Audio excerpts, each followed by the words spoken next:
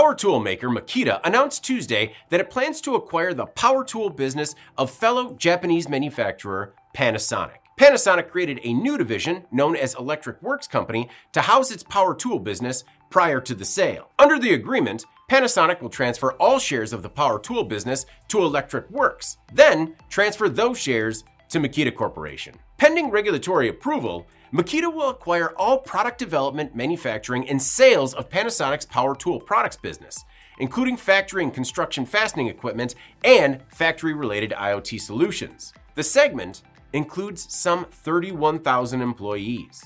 Transaction details were not disclosed. Panasonic has been in the power tools business since 1979, when it launched Japan's first cordless power tool. The company is also responsible for the first impact driver equipped with a brushless motor, which came out in 2004, an impact driver with a torque control function that came out in 2008, and a torque measurement impact wrench that came out in 2021. In recent years, the business has focused on the electrical construction market while expanding into the assembly and manufacturing market.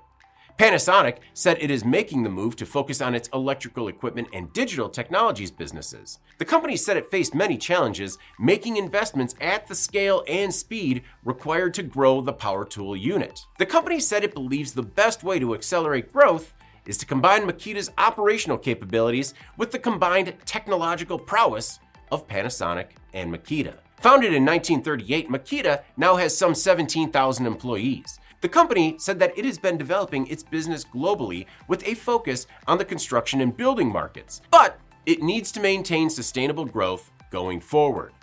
Makita said it was drawn to Panasonic's capabilities in the factory fastening equipment field, particularly for its advanced torque control technologies and IoT-enabled data management solutions. By combining Makita's battery and motor technologies with Panasonic's fastening and IoT technologies, Makita believes it can enter the factory-oriented market in a full-scale manner and create highly value-added solutions. Panasonic plans to complete the establishment of the successor company, the transfer of the business, and the share transfer procedures during its 2027 fiscal year, which ends March 31st, 2027. In the fiscal year that ended March 31st, 2025, Makita reported a consolidated revenue of about $4.7 billion US.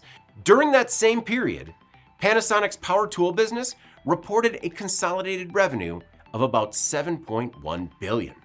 IEN reached out to Makita and Panasonic for further details, but the companies did not immediately respond to our request for comment. I'm David Manti. This is Manufacturing Now.